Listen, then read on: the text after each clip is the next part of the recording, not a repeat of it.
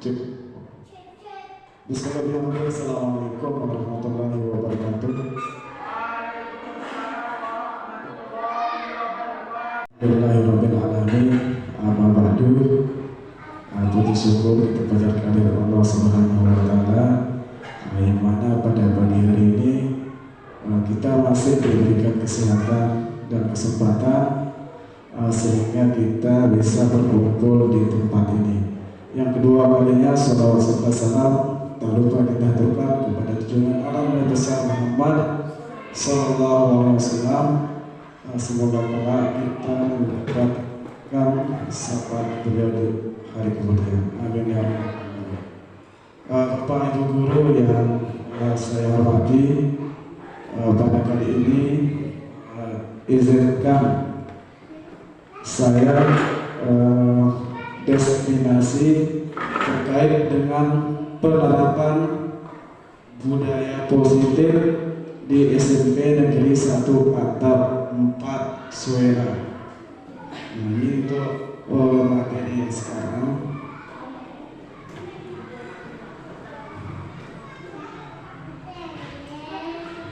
Berikutnya pertanyaan pemantik sebelum kita masuk ke materi. Nanti Bapak Ibu guru tinggal setuju atau tidak setuju sesuai dengan pernyataan yang ada di depan. Yang pertama, hukuman dapat mendisiplinkan anak. Setuju atau tidak? Setuju? Oke, setuju. Yang nomor 2, pemberian hukuman dengan hal positif seperti membaca atau membersihkan halaman sekolah dapat meningkatkan disiplin anak. Setuju apa tidak? Usaha ini setuju? Setuju? Oke. Pertanyaan pemantik yang ketiga, memberi penghargaan atau reward dapat meningkatkan motivasi belajar anak.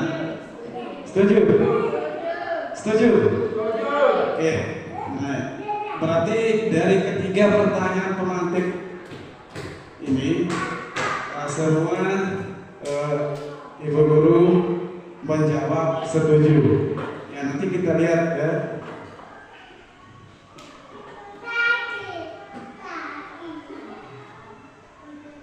Nah, ini untuk topiknya, yaitu yang pertama disiplin positif dan dinilai kebijakan universal.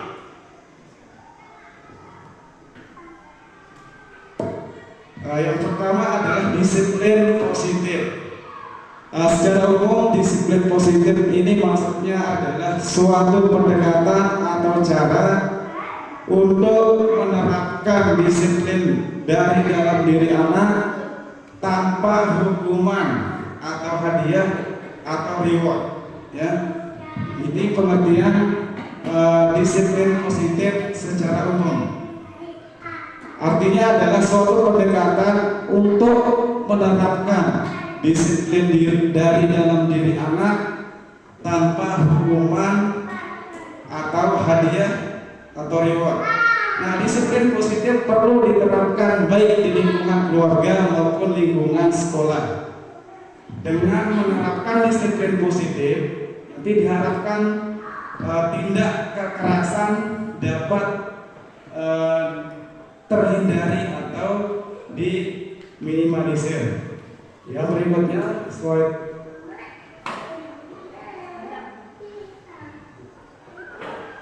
Nah, berikutnya apakah makna disiplin? Disiplin berasal dari kata disciplina. Ini bahasa Latin, benar enggak bacaannya, tapi ditulisannya adalah disciplina yang artinya belajar. Ya. Makna asal dari kata ini berkonotasi dengan disiplin diri dari murid-murid. Ini menurut teori dari Socrates dan Plato. Yang berikutnya, disiplin diri membuat orang menggali potensinya menuju sebuah tujuan apa yang dia hargai. Yang berikutnya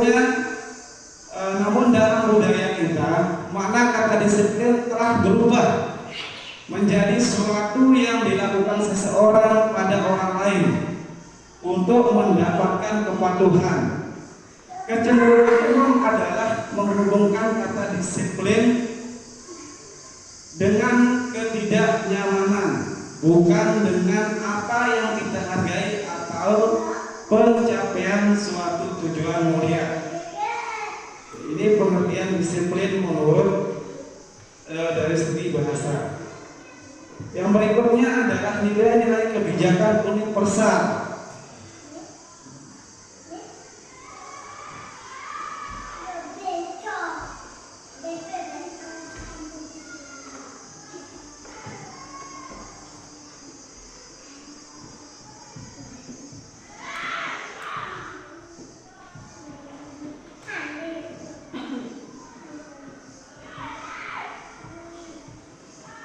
Nilai-nilai kebijakan adalah sifat-sifat positif manusia, ya, yang merupakan tujuan mulia yang ingin dicapai setiap individu atau setiap orang. Nah, nilai-nilai tersebut bersifat umum atau universal dan lintas bahasa, suku, bangsa, agama maupun latar belakang. Berikutnya, setiap perilaku atau perbuatan memiliki suatu tujuan. Ini menurut Dr. William Glasser, ya. Ini pada teori bukunya pada teori kontrol.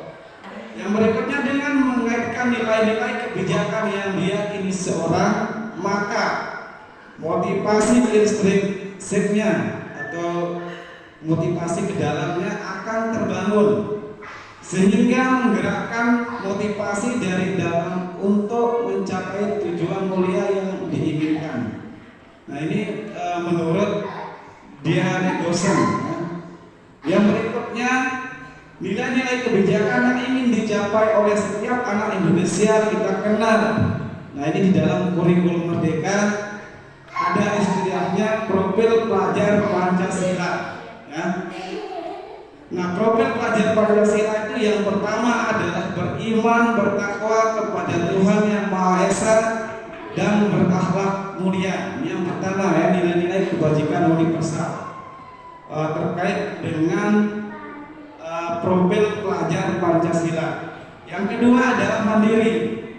Yang ketiga berdalam kritis. Yang berikutnya berkebinekaan global, gotong royong dan kreatif. Nah, berikutnya adalah hukuman, konsekuensi, dan restitusi. Menurut Ki Hajar Dewantara, ini Bapak Pendidikan Indonesia, hukuman merupakan salah satu cara atau tindakan yang dilakukan para pendidik, ini khususnya guru, ya, terhadap peserta didik, baik berupa denda, sanksi yang ditimbulkan akibat tindakan yang tidak sesuai dengan peraturan yang telah ditetapkan. Nah, ini arti hukuman, ya. Nah, sedangkan konsekuensi itu artinya adalah sebuah akibat dari suatu perbuatan maupun pendirian yang telah hendak atau dilakukan. Nah, nanti bedanya adalah kalau hukuman ini peserta didik nanti melanggar nilai, norma atau aturan atau tata tertib sekolah. Nah, itu nanti baru dikenal yang bedanya nanti antara hukuman. Sedangkan kalau konsekuensi ini belum tentu dia melanggar aturan, ya. Kalau konsekuensi.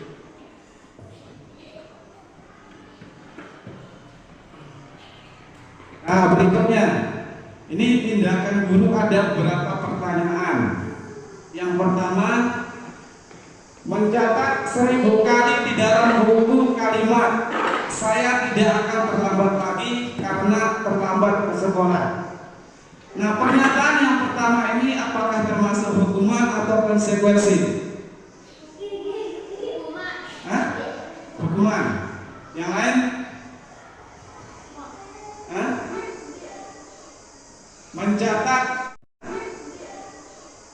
Mencatat 100 kali di dalam buku kalimat, 100 kali dalam buku kalimat saya tidak akan terlambat lagi karena terlambat ke sekolah. Termasuk hukuman atau konsekuensi? Hah? Hukuman. Siapa yang berkonsekuensi? Oh ya, konsekuensi nanti dilihat ya. Yang kedua, lari mengelilingi lapangan basket 2 kali karena terlambat hadir ke sekolah. Hukuman. Ya. Kata kuncinya yang tadi ya, yang perbedaan kalau hukuman itu melanggar norma atau aturan. Kalau konsekuensi itu belum tentu ya. Yang kedua hukuman. Terus yang ketiga, murid diminta untuk push up 15 kali karena tidak menggunakan masker ke sekolah. Hukuman. Benar? Bu Sarah ini sama juga hukuman. Ya? Iya. Hukuman. Terus yang berikutnya menggantikan kertas tugas teman yang telah dicoret-coret. Konsekuensi. Ini kan dari sebab akibat yang dilakukan. Ya. Yang berikutnya membersihkan tumpahan air di meja. Tulis karena tersenggol pada saat belajar. Konsekuensi. Berikutnya murid disuruh untuk tidak mengenakan sepatu seharian di sekolah karena tidak mengenakan sepatu hitam. Hukuman.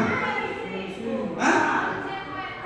Konsekuensi. Ada konsekuensi, ada hukuman. Hukuman. Yang terakhir, lari mengelilingi lapangan basket 2 kali karena terlambat 10 menit untuk pelajaran PJOK. Hukuman. Nah, sekarang kita lihat. Ya. Nah, yang nomor 1 itu termasuk hukuman. Tadi hukuman ya. Mencatat 100 kali di dalam buku kalimat saya tidak akan terlambat lagi karena terlambat ke sekolah. Terus yang kedua hukuman.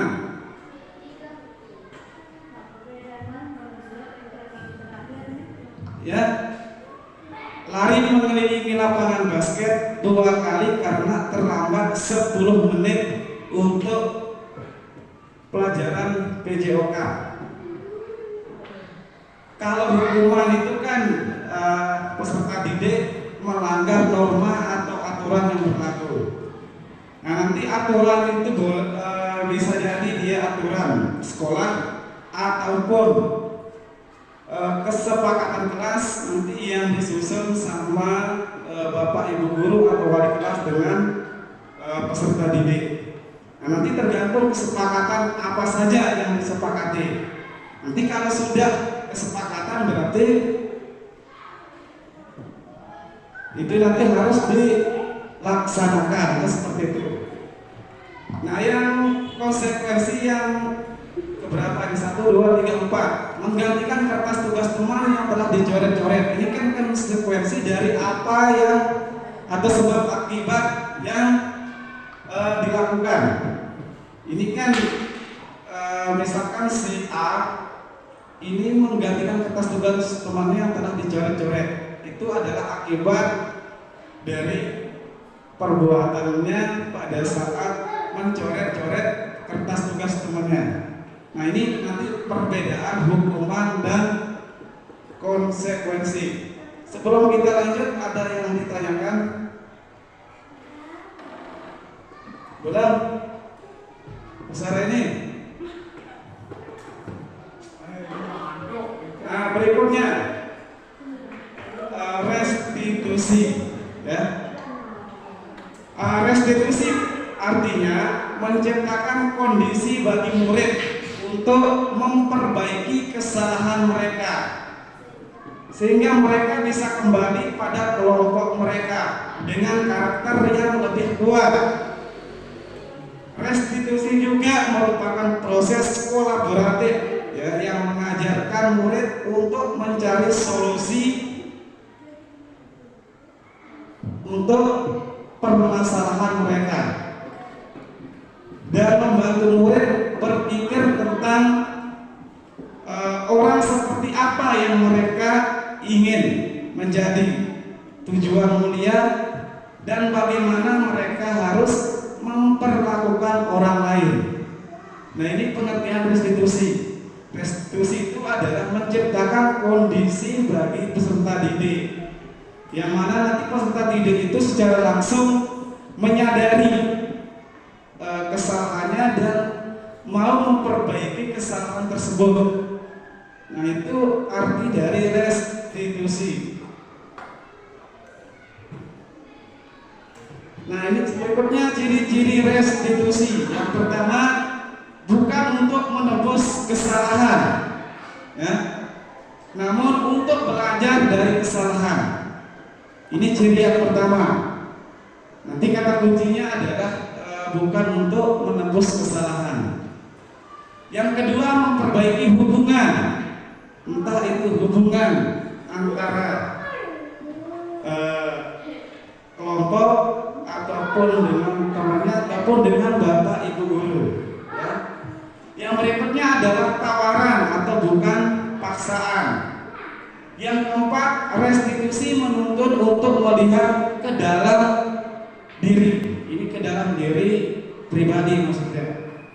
Yang nomor 5, restitusi mencari kebutuhan dasar, ya, yang mendasari sebuah tindakan. Yang nomor 6, restitusi diri adalah cara yang paling baik atau paling efektif untuk dipergunakan pada saat peserta didik melanggar disiplin, ya, budaya disiplin. Berikutnya, restitusi fokus pada karakter bukan tindakan. Yang nomor 8, restitusi fokus pada solusi, ya. Yang ke-9, restitusi mengembalikan murid berbuat salah pada kelompoknya. Nah, ini ada 9 ciri-ciri restitusi.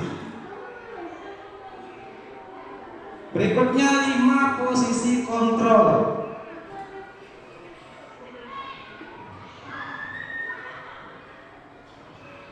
Nah, ini ada video. Yang pertama adalah pemimpin pembelajaran.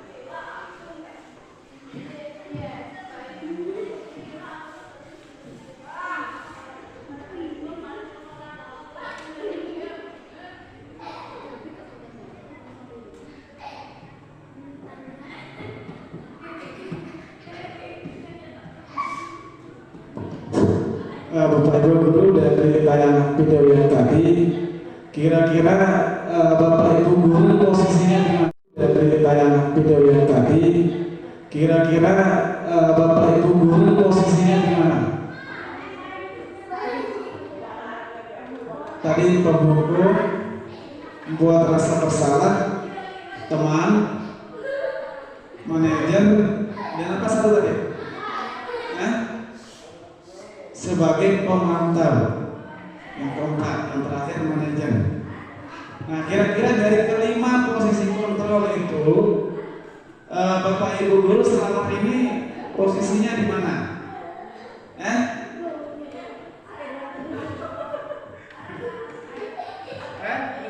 Saya di posisi penghukum, teman, terus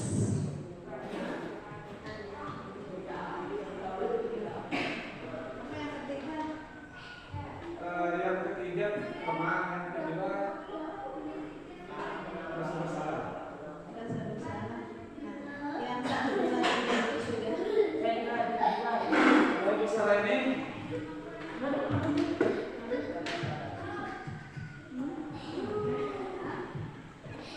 yang pertama kan penghukum, yang kedua pembuat rasa bersalah, yang tadi, yang ketiga adalah teman, yang keempat pemantau, dan yang kelima manajer.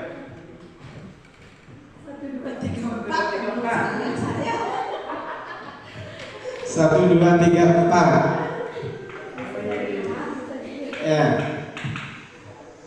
Nah, nanti dari kelima masing posisi kontrol ini ada kelebihan dan kekurangannya. Ini yang pertama adalah posisi penghukum. Guru yang berperan sebagai penghukum akan menggunakan hukuman untuk mengontrol perilaku murid atau peserta didik. Hukuman yang diberikan dapat berupa hukuman fisik atau hukuman verbal. Yang fisik kayak tadi mencubit, memukul. Dan yang tadi kalau yang verbal mungkin dengan perkata yang tidak pas ya. Berikut contoh hukuman fisik. Guru memukul murid yang tidak mengerjakan tugas. Nah, ini contoh hukuman fisik. Terus yang berikutnya, guru menghukum murid dengan berdiri di depan kelas karena berbicara saat pelajaran berlangsung. Yang ketiga, guru memberikan nilai buruk kepada murid yang tidak mengikuti ulangan. Selain hukuman fisik dapat berupa verbal, sebagai contoh seperti yang saya katakan tadi, yaitu berkata kepada muridnya yang datang terlambat dengan nada suara tinggi, atau bahasa tubuh yang tidak bersahabat seperti terlambat lagi, pasti terlambat lagi, atau selalu datang terlambat, dan kapan bisa datang tepat waktu. Nah, ini untuk penghukum. Yang kedua, pembuat rasa bersalah. Di sini guru yang berperan sebagai pembuat rasa bersalah akan membuat murid merasa bersalah atas kesalahannya. Guru dapat melakukan hal ini dengan cara memberikan nasihat atau dengan membuat murid merenungkan kesalahannya. Sebagai contoh, murid yang tidak mengerjakan tugas, apakah kamu tahu bahwa kamu telah mengecewakan orang tua atau gurumu? Nah, ini contoh yang pertama. Yang kedua, guru minta murid yang mencontek saat ulangan untuk menulis surat permintaan maaf kepada orang tua atau guru. Yang ketiga, guru minta murid yang berkelahi dengan temannya untuk menuliskan perenungan tentang akibat dari perbuatannya. Nah, ini ada beberapa contoh terkait dengan posisi yang kedua, itu membuat rasa bersalah.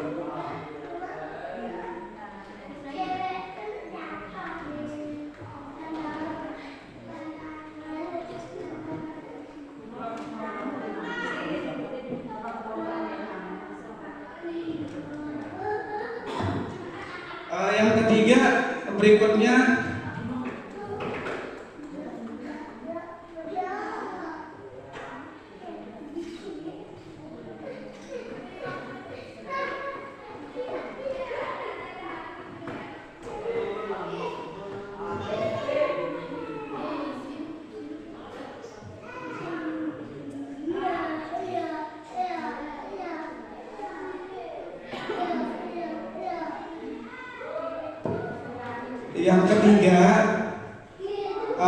posisi kontrol teman. Nah, guru yang berperan sebagai teman akan memperlakukan murid seperti teman sebaya. Guru akan berusaha untuk dekat dengan murid dan memahami masalah-masalah mereka yang hadapi. Contohnya adalah guru sering mengobrol dengan murid di luar jam pelajaran. Yang kedua, guru ikut bermain dengan murid saat jam istirahat ataupun di dalam kelas. Yang ketiga, guru membantu murid memecahkan masalah-masalah pribadi mereka. Yang keempat, ini posisi pemantau. Guru berperan sebagai pemantau, akan memantau perilaku murid dan memberikan arahan jika diperlukan. Guru akan berusaha untuk memastikan bahwa murid mengikuti aturan dan norma yang berlaku di sekolah. Contoh, berkeliling kelas saat pelajaran berlangsung untuk memastikan bahwa murid memperhatikan. Yang kedua, guru menegur murid yang berbicara saat pelajaran berlangsung. Yang ketiga, guru mengingatkan murid untuk mengenakan seragam sekolah yang lengkap.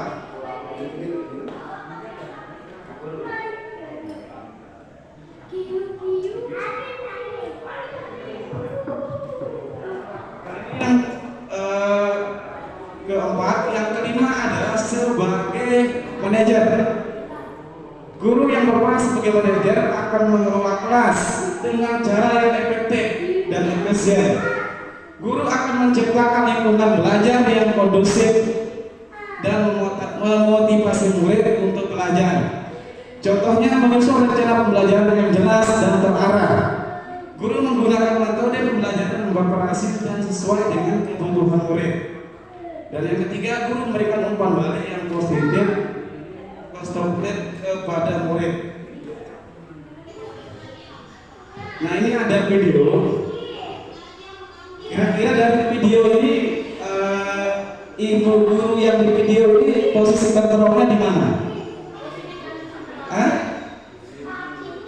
Apakah dia sebagai penghukum atau pembuat rasa bersalah, atau teman, atau pemantau, atau yang terakhir manajer?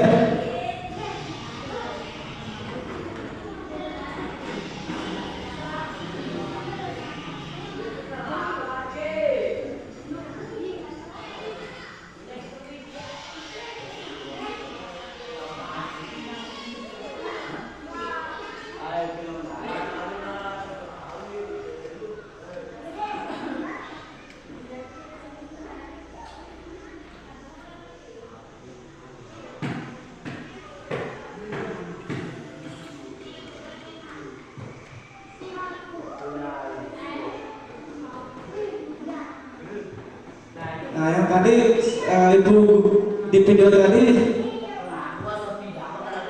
dia posisinya sebagai penghukum atau di posisi kontrol yang mana?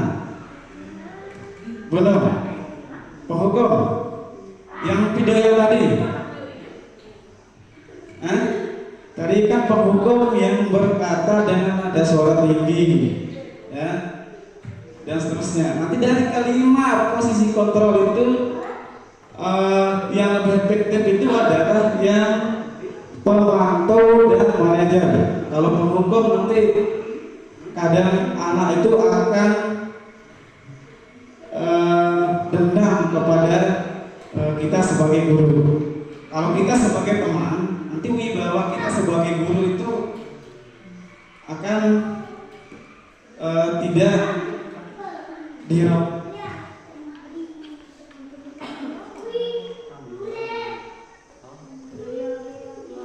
Begitu juga membuat rasa bersalah salah. Nanti yang lebih efektif adalah yang kelima, yaitu manajer dan pemantau.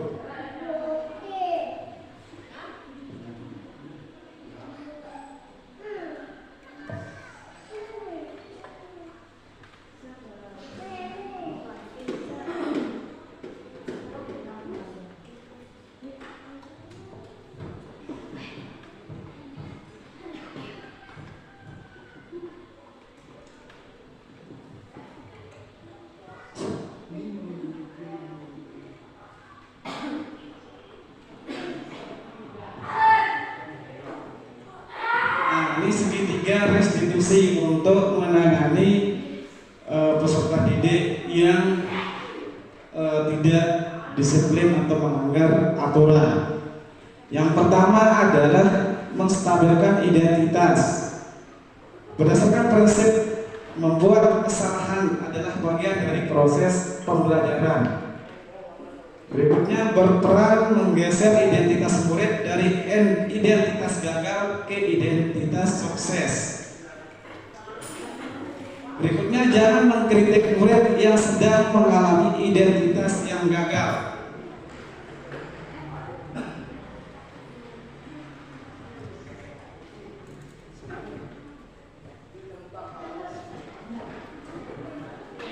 Berikutnya adalah ajukan pertanyaan. Membuat kesalahan sesuatu yang nanti Bapak Ibu guru nanti akan mengajukan pertanyaan ya, pada saat menstabilkan identitas, yaitu membuat kesalahan sesuatu yang wajar. Manusia tidak ada yang sempurna. Kita bisa memperbaiki masalah ini. Saya tidak menanyakan kesalahannya, tetapi fokus memperbaiki masalah ini. Yang kelima, apakah saat ini kamu tengah menjadi orang yang baik untuk dirimu sendiri? Nah, ini berikutnya yang kedua adalah validasi tindakan yang salah. Berdasarkan prinsip setiap perilaku berupaya memenuhi suatu kebutuhan tertentu, guru akan bergeser dari pemikiran stimulus respon menjadi proaktif.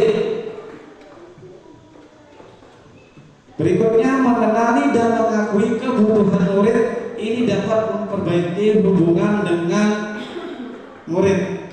Terus pernyataan atau pertanyaan disampaikan dengan nada suara tidak menghakimi atau memojokkan peserta didik. Nah, nanti model pertanyaan yang diajukan adalah kamu bisa saja bertindak lebih gegabah lagi dari ini. Kamu bukan melakukannya tanpa suatu alasan tertentu. Kamu melakukannya karena mempertahankan sesuatu yang penting bagimu. Yang keempat, mungkin kamu bisa mempelajari suatu perilaku baru yang lebih efektif. Bersediakah kamu mempelajarinya? Nah, itu contoh-contoh pertanyaan yang diajukan ke peserta didik. Yang ketiga adalah menanyakan keyakinan. Teori kontrol menyatakan bahwa pada dasarnya kita termotivasi secara intrinsik. Berikutnya, saat perilaku telah divalidasi dan identitas sukses telah stabil, maka murid telah siap mengaitkan keyakinannya dengan tindakannya yang salah. Berikutnya, model pertanyaannya adalah yang bisa kita ajukan sebagai keluarga. Kelas apa yang kita yakini? Nilai-nilai apa yang telah kita sepakati? Seperti apa gambaran sebuah kelas yang ideal bagi kamu? Berikutnya, kamu ingin menjadi orang seperti apa?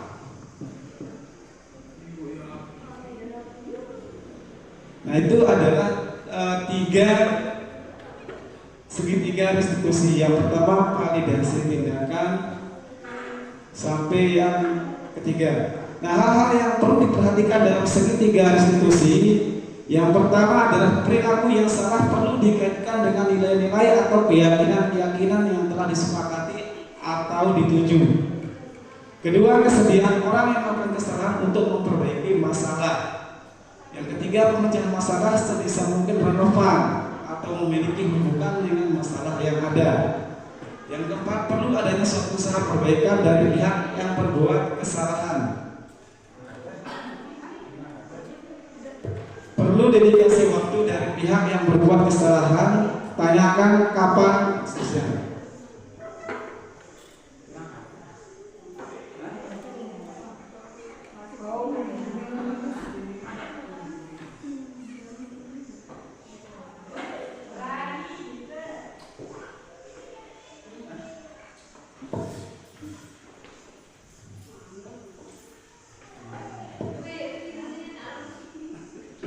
Nah, segitiga restitusi ini dia yang pertama tadi, validasi menstabilkan identitas untuk membuat anak yang merasa gagal karena berbuat salah menjadi positif terhadap dirinya. Guru berkata, berbuat salah itu hal yang manusiawi. Tidak ada manusia yang sempurna. Bapak ibu juga pernah berbuat salah. Kita pasti bisa menyelesaikan permasalahan ini. Bapak ibu tidak tertarik untuk mencari tahu siapa yang salah dan siapa yang benar. Bapak ibu lebih tertarik untuk menyelesaikan masalah. Kalau kamu menyalahkan dirimu sendiri terus menerus, apakah kamu bersikap baik pada dirimu sendiri? Nah, ini model contoh kalimat yang kita ajukan ya pada tahapan menstabilkan identitas, yaitu bagaimana kita akan membuat anak itu merasa gagal karena berbuat salah, nanti akan menjadi positif terhadap dirinya. Nanti anak-anak itu akan menyadari ya kesalahan yang dilakukan atau dilaksanakan. Yang kedua, validasi kebutuhan. Nah, kebutuhan dasar yang ingin dipenuhi, kita melakukan kesalahan itu pada dasarnya setiap tindakan manusia tujuannya adalah memenuhi kebutuhan dasar. Apakah itu penguasaan, kebebasan, kasih sayang, dan rasa diterima, kesenangan atau bertahan hidup. Nah, nanti di tahap yang kedua ini nanti kita bisa mengajukan kata-kata, misalkan kamu bisa saja kan melakukan hal yang lebih buruk, tapi kamu tidak melakukannya kan? Atau yang berikutnya, kamu pasti punya alasan mengapa kamu melakukannya. Apa yang penting bagi kamu? Kamu boleh tetap berusaha menjaga sikap itu, tapi tambahkan sikap yang lain, yang baru. Maukah kamu belajar cara lain untuk mendapat yang kamu butuhkan tanpa harus memukul? Apakah kamu bisa melakukan dengan lebih baik besok lagi? Nah, ini menanyakan keyakinan. Nanti apa nilai-nilai yang kita percaya di kelas atau di sekolah kita? Maksudnya nilai ini adalah dari hasil kesepakatan kelas yang dibuat antara peserta didik ataupun bapak ibu guru ataupun wali kelas. Kan di kelas sudah ada bapak ibu guru yang membuat. Nanti ya, setelah kesepakatan kelas ada keyakinan kelas, baru nanti nilai universal yang diyakini. Apa yang kamu rasakan ketika kamu melakukan itu? Kamu menjadi orang yang seperti apa? Dan seterusnya.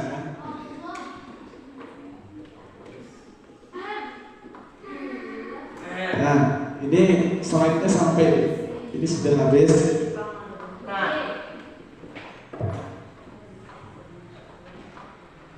Ini ada pantun.